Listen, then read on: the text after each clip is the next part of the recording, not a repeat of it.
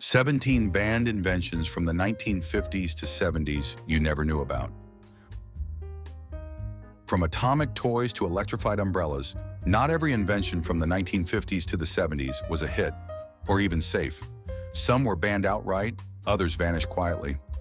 Let's dive into 17 weird and wild inventions from mid-century America that didn't make the cut. Number 1. Mr. Microphone.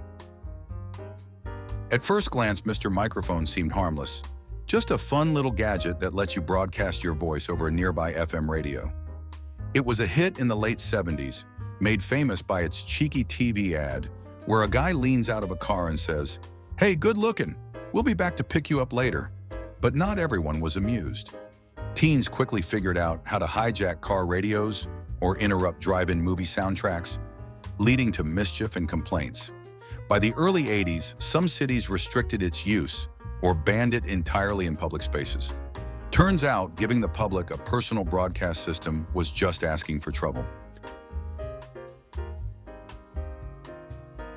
Number 2. The Atomic Energy Laboratory. Yes, you heard that right, a toy that came with actual uranium. Released in 1951 by Gilbert, the Atomic Energy Lab was meant to inspire future scientists with real radioactive materials. The kit included a Geiger counter, cloud chamber, and 4 samples of uranium ore. While it was marketed as safe, it didn't sit well with parents once they realized little Johnny was splitting atoms on the kitchen table. Although it wasn't directly banned by the government, backlash and public concern quickly pulled it off the shelves. It became one of the most short-lived and radioactive toys in history. Number 3. Lawn darts, jarts. What could go wrong with kids hurling metal spikes into the air? That's exactly what the makers of jarts, short for javelin darts, offered in the 1960s and 70s. These oversized darts were pitched as wholesome backyard fun, often played during family gatherings, but their heavy metal tips turned them into flying hazards. After dozens of injuries and a few tragic fatalities, the Consumer Product Safety Commission finally banned them in 1988. Though the game was a nostalgic favorite for some, the risks were just too high. Today, jarts are remembered less as a toy and more as a cautionary tale.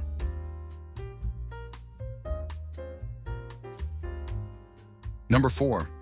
The clacker balls. Simple, addictive, dangerous. Clacker balls took over playgrounds in the late 1960s and early 70s. 2 acrylic balls attached to a string were swung together until they rhythmically clacked, sometimes at eye level. While kids loved the challenge, parents and safety officials were less enthused. Some versions of the toy were made with brittle plastic that could shatter mid-clack, sending sharp shards flying. Reports of eye injuries and broken fingers led to their eventual removal from store shelves. They were never officially banned nationwide, but enough injuries piled up to turn clackers into a notorious symbol of toy-era danger.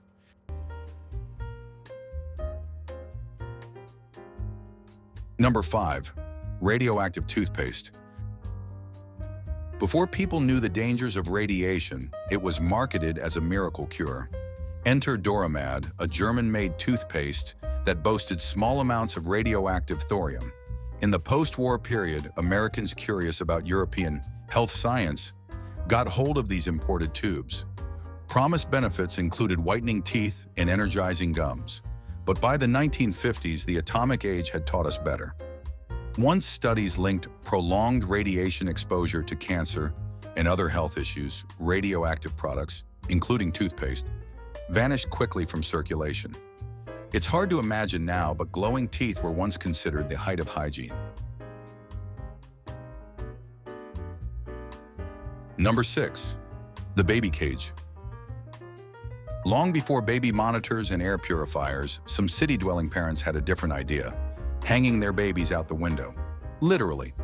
The baby cage, popular from the 1930s into the early 1950s, was a wire box attached to the outside of apartment windows. It let urban infants get fresh air and sunlight, especially in cramped housing with no yard. Though it was marketed as healthy, The sight of babies dangling above traffic understandably raised eyebrows.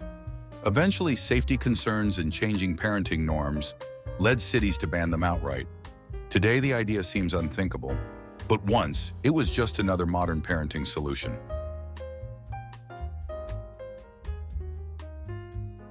Number 7. Lead-based toy soldiers. Back in the 50s and 60s, toy soldiers weren't just plastic. They were hand-painted metal and often coated in bright, lead-based paint. These miniatures were prized collectibles, but also silent hazards. Kids would line them up in elaborate battlefield scenes, sometimes even chew on them, as kids do. Unfortunately, lead paint flakes in ingestion pose serious health risks, especially to young children. As medical studies revealed the dangers of lead poisoning, these toys were gradually phased out. By the late 70s, lead-painted toys were officially banned in the US, turning these tiny battalions into relics of a more dangerous playtime past.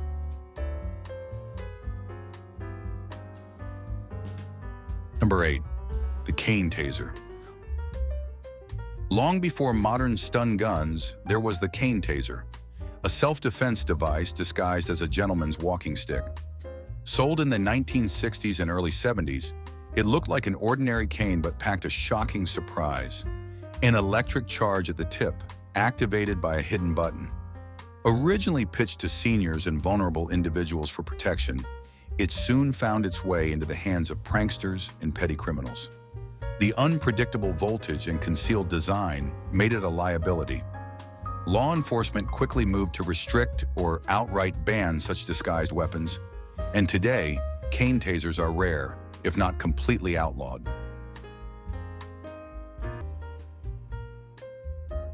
Number 9. The beauty micrometer. This odd-looking metal contraption looked like something from a sci-fi movie, but it was real. The beauty micrometer was invented in the 1930s to help makeup artists and plastic surgeons measure facial imperfections with creepy precision. It used hundreds of tiny adjustable pins to map every contour of the face. Though it wasn't banned outright, the device fell out of favor by the 1950s as public attitudes shifted and women pushed back against extreme beauty standards. Today, it's a haunting relic of an era obsessed with perfection, down to the last millimeter.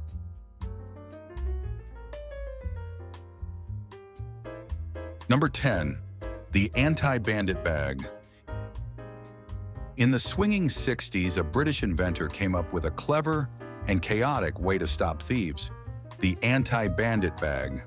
At first glance, it looked like a normal briefcase, but if someone tried to snatch it, the owner could trigger a mechanism that caused the bag to explode, releasing ink, smoke, or even a loud bang. The idea was to mark or startle the thief long enough for capture. Though it sounded brilliant in theory, accidental triggers and public safety concerns quickly got it pulled from production.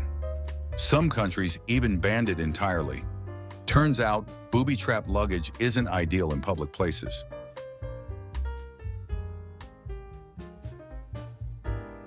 Number 11. The cigarette vending machine. Once a fixture in every diner, gas station, and bowling alley, cigarette vending machines were a symbol of grown-up cool. Just drop a few coins, pull a lever, and out came a fresh pack, no questions asked. But by the 1970s, health warnings and rising teen smoking rates sparked concern. These machines didn't verify age, making it easy for minors to buy smokes without a second glance. One by one, states and cities began banning or restricting them. By the 90s, they'd all but vanished from public spaces. Now they're nostalgic oddities, reminders of a time when tobacco was just a pull away. Number 12. The uranium glassware. It looked beautiful, green-tinted glass that glowed eerily under UV light. Known as uranium glass or Vaseline glass, this tableware was popular from the 1930s to the 50s. The secret? A small amount of uranium oxide mixed into the glass for color and glow. While the radiation levels were low, Cold War-era fears and rising awareness of radioactive exposure led to its quiet disappearance. No official ban was issued, but manufacturers stopped making it by the late 50s. Today, collectors still seek it out, but most folks think twice before eating off something that sets off a Geiger counter.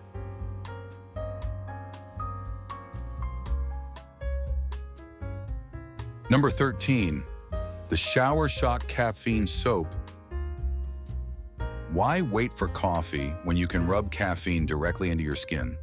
That was the pitch behind Shower Shock, a novelty soap from the late 90s infused with caffeine. Marketed to college students and night shift workers, it claimed to energize users through skin absorption during a morning shower. But scientists were skeptical, and health experts raised concerns over inconsistent dosing and absorption rates. While it was never formally banned, retailers quietly pulled it from shelves amid controversy and regulatory pressure. Today, it lives on as a bizarre footnote in the world of caffeinated everything.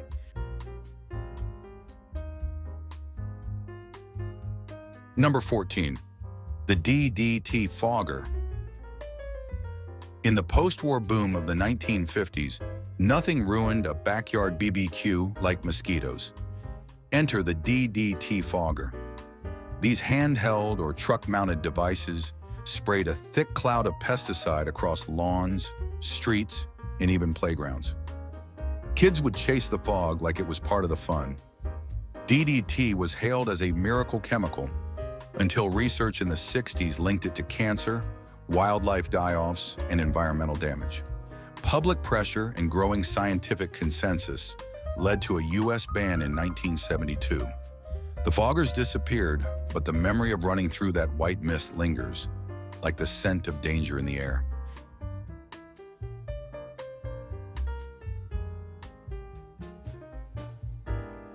Number 15, the love tester machines. Tucked between jukeboxes and pinball machines, love tester machines added a cheeky thrill to 1950s arcades and diners. Drop in a coin, grab the handle, and let the lights tell you how hot your love life was. It was pure novelty, part science, part silliness. But as the decades rolled on, concerns over electrical safety and the machine's suggestive nature led some towns and schools to quietly ban them. They faded out by the 70s, deemed a little too racy or unreliable for public spaces. Still, for a generation, they were a blushing, buzzing part of young romance.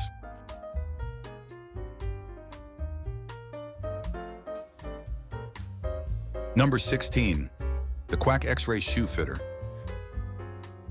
Believe it or not, shoe stores once had X-ray machines to help you find the perfect fit. In the 1940s and 50s, fluoroscope machines let customers peer at their feet inside the shoe, live and in glowing green. Kids thought it was cool. Parents thought it was high-tech. But health officials eventually sounded the alarm. The machines emitted radiation directly to the feet, with little shielding and no regulation. Studies linked prolonged exposure to burns and increased cancer risks. By the 1970s, most states had banned them, turning this miracle of modern fitting into a relic of retail gone wrong. Number 17, the flying platform. It looked like something out of the Jetsons, a personal flying platform developed by the military in the 1950s. Designed to lift a single person several feet off the ground, it was controlled by shifting your body weight, like riding a Segway in the sky. Test pilots hovered over airfields with wind in their helmets and no seatbelts in sight, but the lack of stability, fuel limitations, and crash risks grounded the project quickly. It never reached production and was shelved as a curious dead end of Cold War-era invention. Still, for a moment, personal flight felt just within reach.